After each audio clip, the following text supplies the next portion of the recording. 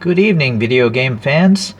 Today we have an unboxing of an old model from TLV, the Vision Gran Turismo, in the purple color. Now, a little history for me personally. I've had a lot of bad luck with this brand. This is going to be the 17th car from TLV to enter my collection, and the other 16, more than half of them have paint blemishes.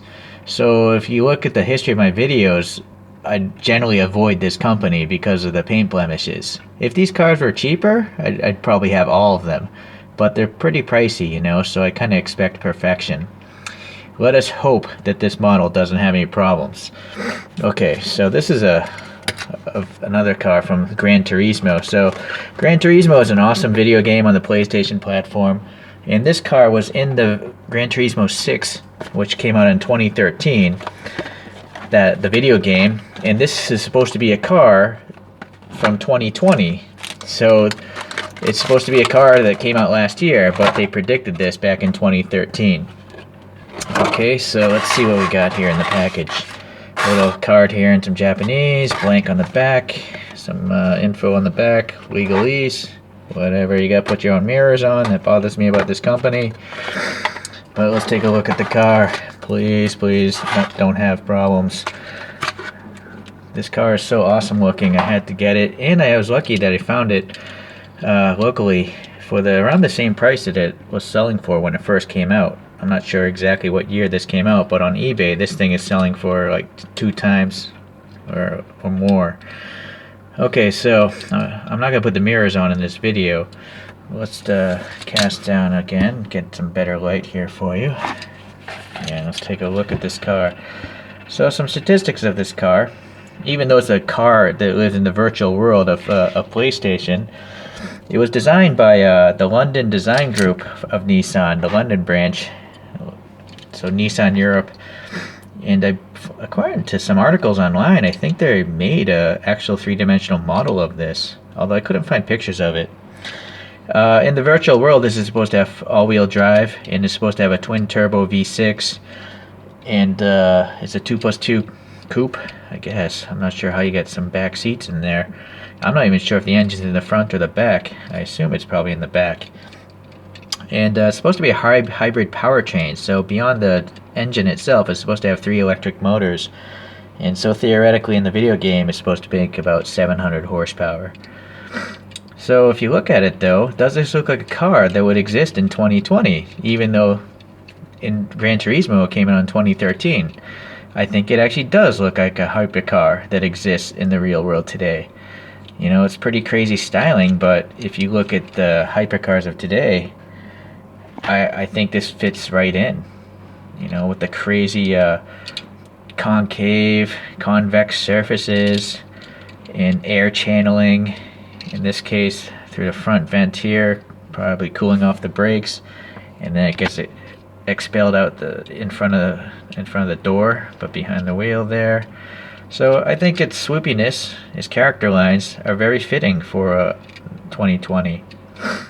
All right, let's get into the model and pray I don't find any problems here. So first here we got the logo on the front, the Nissan ring, and we have a nice chrome paint there. There's texture to the grille. Plastic inserts are looking pretty good for the headlights, right? Look at this purple. It's funny because like a real car you can see the orange peel. The reflection isn't smooth. It's all like warped because it does seem to be sprayed by a machine. So that's a good thing because so far I don't see any paint problems. So coming around to this side, look at these wheels, really cool wheels. You can see the brakes, and the brake calipers stay in the same position, so that's really nice. The rollability seems really good. Doesn't really matter to me about rolling, but this thing rolls really well, like a Hot Wheels. Okay, so does seem to be some sort of, texturing there, just so it shows some sort of fins or strakes in there for the vent. Some sort of depression right there in the back here. This black, I think it's a plastic piece. Yeah, it's a plastic piece. It must be part of the belly pan maybe, but it doesn't seem like it's die-cast. The surface itself is smooth. It's not wrinkly like the purple. Besides the wrinkly paint, though, it is a really nice purple. I do like it quite a bit. It's metallic, so hopefully this won't have paint problems in the future. Okay, so we do seem to have a plastic wing here, and it does have a nice smooth surface. Now look at the back. So that does look like a hypercar of today. You can see, wow, yeah. I like how the air actually comes down. Way down, look at that. So this is a really nice casting, showing there's the grills way back in here. Probably maybe some radiators there, and then the air actually comes through them and expels out the back on these like flying wings that hold the tail lights. And so these tail lights are just painted red. I think that makes sense. You're not going to get that in plastic, I don't think.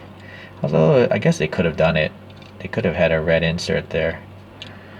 But I'm okay with it. The Nissan logo. I can't see any text. Can the camera? I don't know. My screen's pretty small, but I can't see any text there. Let's go to the bottom here.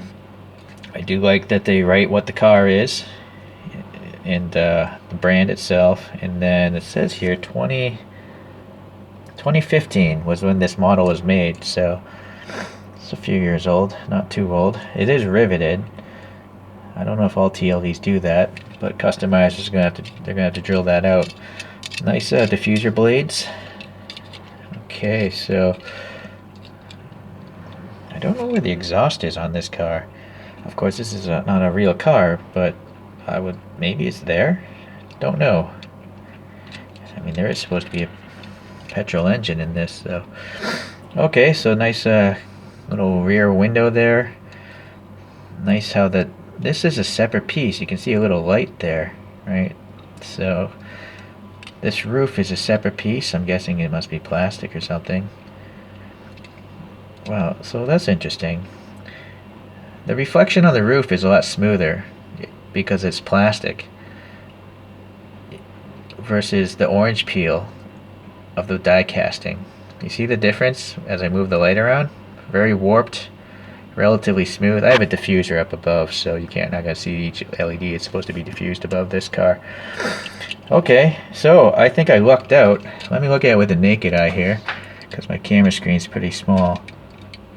So yeah, I don't see any blemishes in the paint. I don't see any gouges in the casting. It's only the orange peel effect, but I'm okay with that. So I think I lucked out. Hopefully my tide is changing with TLV. I do want to collect all of them, but you know, when they're so expensive, I'm kind of hesitant, you know, when half of mine already have paint problems. So you might want to look at my older videos about that. Okay, well, there are some mirrors here. I will add those. They look very small. I mean, look at my fingertip. That's a tiny mirror. If I sneeze, those things are gone. They're in the carpet of doom.